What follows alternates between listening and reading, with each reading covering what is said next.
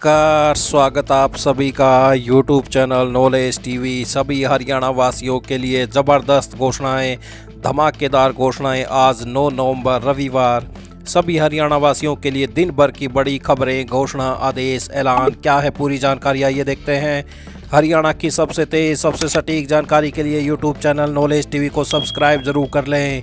तो चलिए देखते हैं हरियाणा से आज 9 नवंबर 10 बड़ी खबरें, घोषणा, ऐलान। पहली बड़ी घोषणा, हरियाणा में ऑनलाइन रजिस्ट्री सिस्टम शुरू होने के बाद परेशानी झेल रहे लोगों की शिकायतें अब खत्म होंगी। सॉफ्टवेयर में कई तरह के सुधार कर दिए गए हैं। पोर्टल पर अपलोड किए जाने वाले दस्तावेजों की सीमा 10 MB से बढ़ाकर 40 MB कर दी गई है। नए सिस्टम में जनरल पावर ऑफ अटॉर्नी का विकल्प पहले से मौजूद है, जिसे अब सरल कर दिया गया है। सोमवार से सभी तहसीलों में नागरिक इस संबंध में अपॉइंटमेंट ले सकेंगे। लोग सामान्य की भांति तहसील में जाकर अपनी रजिस्ट्री करवा सकते हैं। वित्तायुक्त राजस्व डॉक्टर सुमिता मिश्रा ने शनिवार को ऑनलाइन रजिस्ट्री की समीक्षा के बाद कहा कि स्थानीय निकायों की सीमा में अनापत्ति प्रमाण पत्र NOC की आवश्यकता नहीं है। इसी प्रकार हाउसिंग बोर्ड व हरियाणा शहरी विकास प्राधिकरण के सेक्टरों में खेवट और खतौनी की ज़रूरत नहीं होती। पेपरलेस रजिस्ट्री के लिए सॉफ्टवेयर को अपडेट कर दिया गया है। पहले जहां किसी प्रकार की पार्टनरशिप डीड अथवा कोलैबोरेशन डीड में टर्म एंड कंडीशन लिखने के शब्दों की सीमा 500 थी, वहीं अब इसे बढ़ाकर 10,000 कर दिया गया है। इसके चलते डीड साइन करने वाली पार्टियां अपनी सुविधा के अनुसार नियम व शर्तों को बढ़ा सकते हैं। इसके अलावा सभी लाइसेंस कॉलोनियों का डाटा सिस्टम में फीड किया गया है। केवल लाइसेंस नंबर दर्ज करने पर ही डाटा अपने आप सामने आ जाएगा। वित्तायुक्त राजस्व ने बताया कि ऑनलाइन सिस्टम में बड़ा बदलाव करते हुए पुरानी शहरी क्षेत्रों से खेवट खसरा कॉलम हटा दिया गया है। नए बदलाव के साथ प्रदेशवासी सोमवार से अपनी अपॉइंटमेंट बुक करवा सकते हैं। 12 नवंबर से रिवर्ट विद ऑब्जेक्शन फीचर को लाइव किया जा रहा है।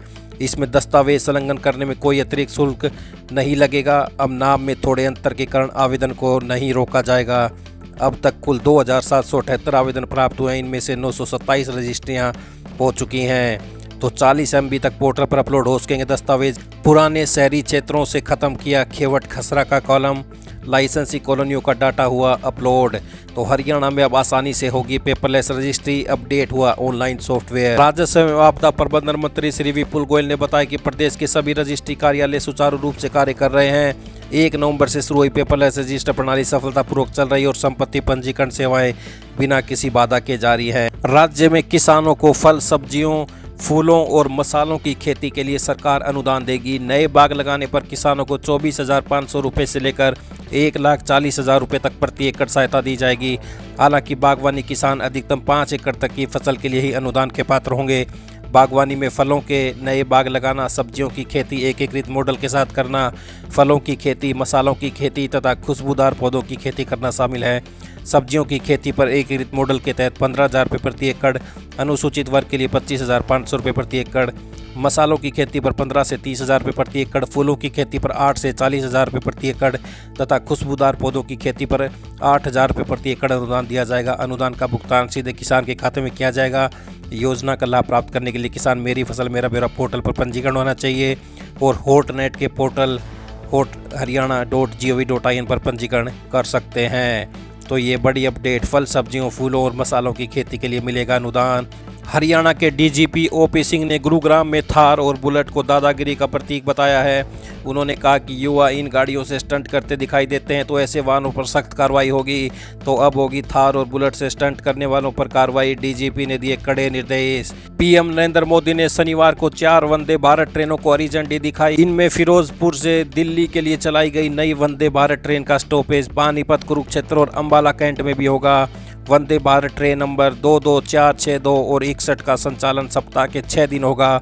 बुधवार को ट्रेन नहीं चलेगी। वंदे भारत ट्रेन पानीपत, कुरुक्षेत्र और अंबाला कैंट रहेंगे स्टेशन। लावारिस कुत्तों के बारे में सुप्रीम कोर्ट के निर्णय के अनुसार व्यवस्था करना हरियाणा के लिए चुनौती है। शीर्ष अदालत ने कुत्तों की नसबंदी करने, उसके बाद उन्हें वहीं न छोड़ने जहां से पकड़े गए थे, उनके लिए पर्याप्त शेल्टर होम बनाने के निर्देश दिए हैं। हरियाणा में 2,30,000 लावारिस कुत्तों में से अभी तक 60,000 की ही नसबंदी हो सकी है। 1,70,000 की होनी है। जिन कुत्तों को नसबंदी और टैगिंग भी हुई है उन्हें वहीं छोड़ दिया गया। 13 जिलों में नसबंदी ठप पड़ी है और 11 जिलों में कुत्तों के लिए आश्रय आश्रय केंद्र शेल्टर होम नहीं है। ऐसी स्थिति में हरियाणा के शहरों कस्बों को लावारिस कुत्तों की समस्या से जल्द निजात दिलाना मुश्किल काम है। हालांकि सरकार अब हरकत में आई है।